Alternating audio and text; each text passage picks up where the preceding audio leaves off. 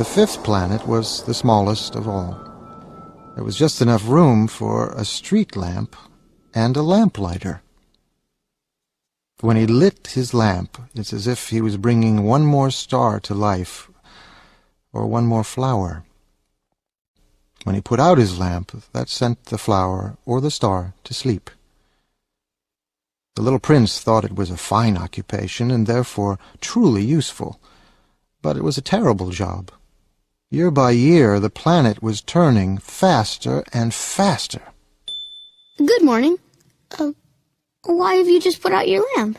Orders. Good morning. And what orders are those? To put out my street lamp. Good evening. And he lit his lamp again. But why have you just lit your lamp again? Orders. I don't understand. There is nothing to understand. Orders are orders. Good morning. It's a terrible job I have.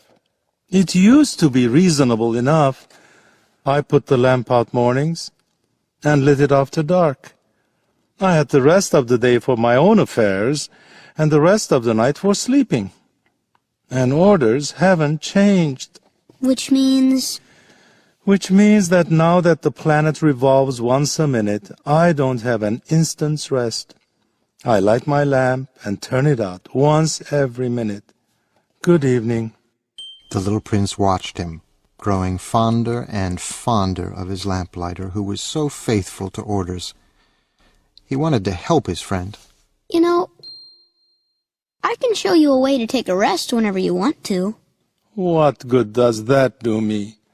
When the one thing in life I want to do is sleep. Then you're out of luck. Mm-hmm.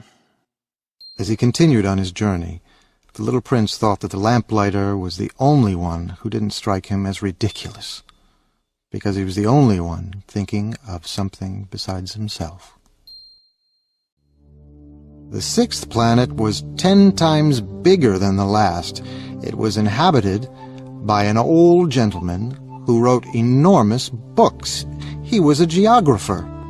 A geographer is a scholar who knows where the seas are, and the rivers, and cities, the mountains, and the deserts.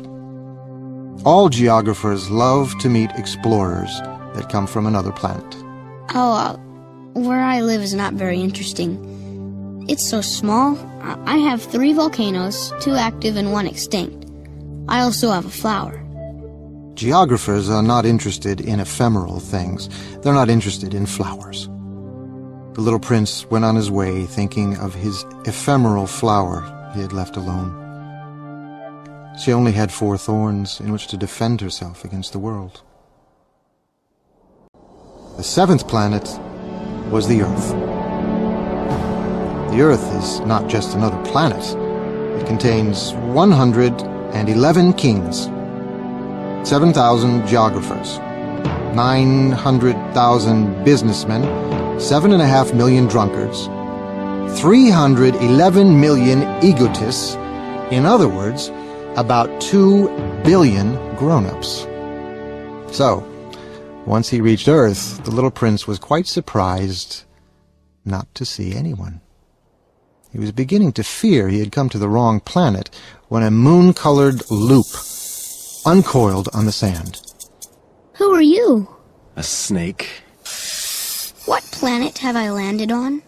On the planet Earth, in Africa. Ah. And are there no people on Earth? It's the desert here. There are no people in the desert. Earth is very big. The little prince sat down on a rock and looked up into the sky. Look at my planet. It's just overhead. But so far away. It's lovely. What have you come to Earth for? I'm having difficulties with the flower. Ah. Where are the people? It's a little lonely in the desert. It's also lonely with people. You're a funny creature. No thicker than a finger. But I'm more powerful than a king's finger. You're not very powerful. You don't even have feet. You couldn't travel very far. I can take you further than a ship.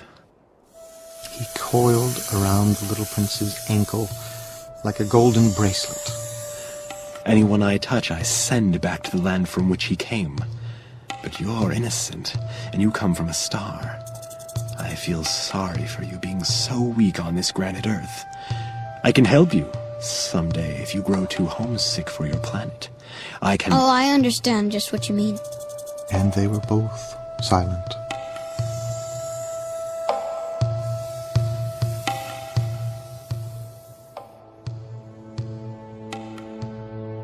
Having walked a long time through sand, searching for people, the little prince finally discovered a road. The road led to a blossoming rose garden. The little prince gazed at them. All of them looked like his flower. He felt very unhappy. His flower had told him she was the only one of her kind in the whole universe, and here were 5,000 of them, all just alike, in just one garden. She would be very annoyed if she saw this.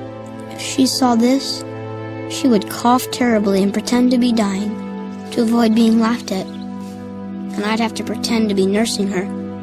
Otherwise, she'd really let herself die in order to humiliate me. I thought I was rich because I had one flower, and all I own is an ordinary rose. Standing among the 5,000 roses, the little prince suddenly felt very lonely. He climbed a high mountain, hoping he would get a view of the whole planet and all the people on it. But he saw nothing but rocky peaks as sharp as needles. Where are you? Let's be friends! I'm lonely! And he lay down in the grass and wept.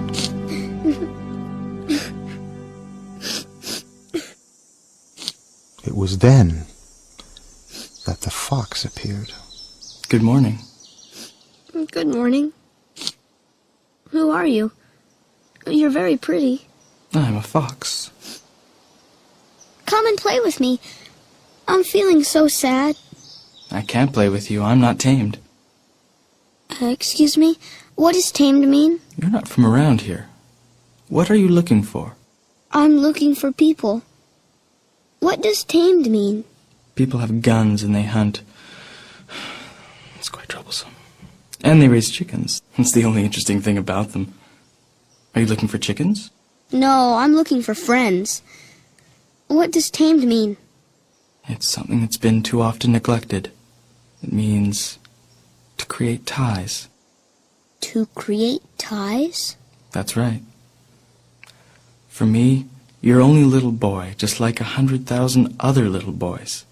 And I have no need of you. And you have no need of me either. For you, I'm only a fox, like 100,000 other foxes. But if you tame me, we'll need each other. You'll be the only boy in the world for me. I'll be the only fox in the world for you. I'm beginning to understand. There's a flower. I think she's tamed me. Possibly. On Earth one sees all kinds of things. Oh, this isn't on Earth. On another planet? Yes. Well, are there hunters on that planet? No. Now that's interesting. And chickens? No. Oh, nothing's perfect. My life is monotonous. I hunt chickens, people hunt me. All chickens are just alike, and all men are just alike. But if you tame me, my life will be filled with sunshine. I'll know the sound of footsteps that will be different from all the rest. Other footsteps send me back underground. Yours will call me out of my burrow like music. Please, tame me. I'd like to, but I haven't much time.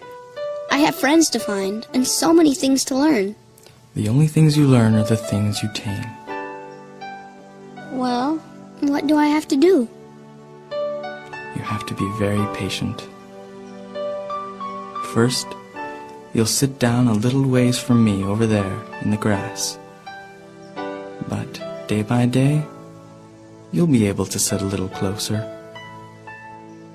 That was how the little prince tamed the fox. And when the time to leave was near, I shall weep. It's your own fault. I never wanted to do you any harm, but you insisted that I tame you. I'll make you the gift of a secret. It's quite simple. One sees clearly only with the heart. Anything essential is invisible to the eyes. Anything essential is invisible to the eye. It's the time you spent on your rose that makes your rose so important. People have forgotten this truth, but you mustn't forget it. You become responsible forever for what you've tamed. I'm responsible for my rose. Goodbye.